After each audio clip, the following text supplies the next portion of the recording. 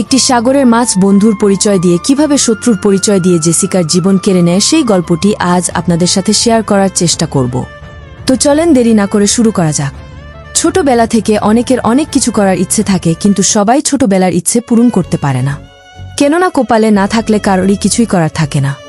এমন একটি ঘটনা পুরো বিশ্বকে নাড়া দিয়ে ইতিহাসের পাতায় লেখা থাকবে জেসিকা রেডফিল্প ও অর্কা নামক সামুদ্রিক একটি ডলফিন মাছের বন্ধুত্ব কিভাবে শত্রুতে পরিণত হল। এই জেসিকা রেডফিল্প নামক মেয়েটি ছোটবেলা থেকেই সামুদ্রিক মাছ ডলফিনের প্রতি তার এক অন্যরকম ভালোবাসা কাজ করত। তার ছোটবেলার ইচ্ছেটা পূরণ করার জন্য সে বড় হয়ে একজন সামুদ্রিক মাছ ডলফিনের খেলা দেখানোর জন্য প্রশিক্ষণপ্রাপ্ত একজন অর্কা ট্রেইনার হয়ে ওঠেন। একটি সময় যখন তার বয়স 16 বছর, তখন থেকেই এই ছোট একটি ডলফিনের সাথে তার বন্ধুত্বের সম্পর্ক তৈরি হয়।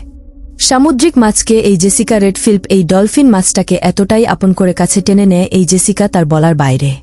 কিন্তু কে বা জানে এই অল্প বয়সে অকালে এই সামুদ্রিক মাছ ডলফিন অর্কা নামে বন্ধু তার জীবনটাই কেড়ে নিবে।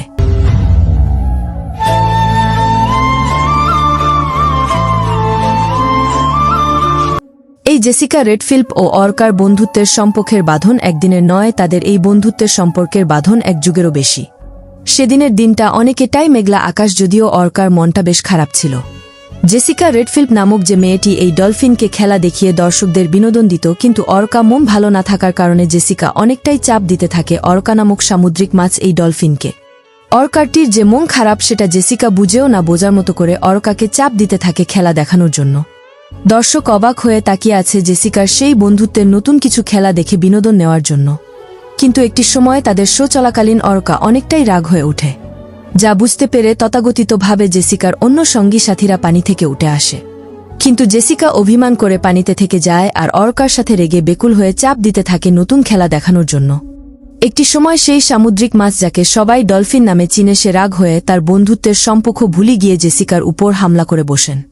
এমনকি জেসিকাকে পানির নিচে হিচড়ে নিয়ে যায়, যা দেখে দর্শকরা অবাক হয়েছে। দর্শকরা বুঝেই নিয়েছে হয়তোবা তাদের এই দুষ্টামি একটি খেলার অংশ হতে পারে। কিন্তু না, জেসিকাকে পানির নিচে টেনে নিয়ে যাওয়ার পর কিছুক্ষণ পর জেসিকার রক্ত লাল হয়ে উঠে, যা দেখে হতভাগ হয়েছেন সেখানকার দর্শকপ্রেমী ভক্তরা। তথাগতিত সময় জেসিকাকে বাঁচাতে গিয়েছেন অন্য অর্কা ট্রেইনাররা, কিন্তু ততক্ষণে অনেকটাই দেরি হয়ে গিয়েছে।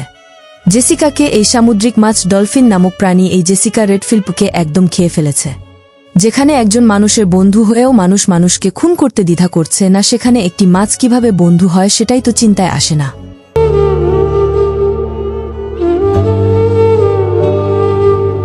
এই ঘটনাটি একটি কাল্পনিক ঘটনা, যার কোনোটারই সত্যতা নেই। এই ভিডিওটি এখন সোশ্যাল মিডিয়ায় ভাইরাল। ইংলিশ কিছু গণমাধ্যম এই ভিডিও ও গল্পটি যাচাই করে জানিয়েছেন এইসব গল্পের কোনো সত্যতা নেই। বিশ্বের বুকে এমন কোনো নজির নেই যে জেসিকা রেডফিল্প ও অর্কা নামক কোনো ট্রেইনারের মৃত্যু হয়েছে একটি ডলফিনের হাতে।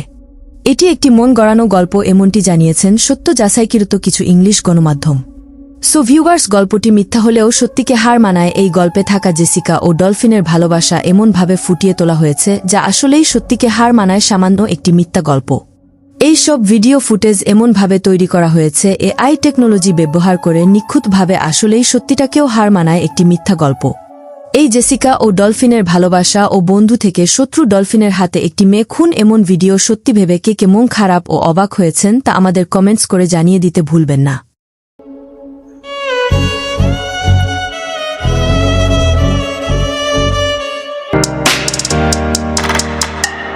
এতক্ষণ আমাদের সাথে থেকে ভিডিওটি শেষ পর্যন্ত দেখার জন্য আপনাকে ধন্যবাদ দিয়ে ছোট করতে চাই না।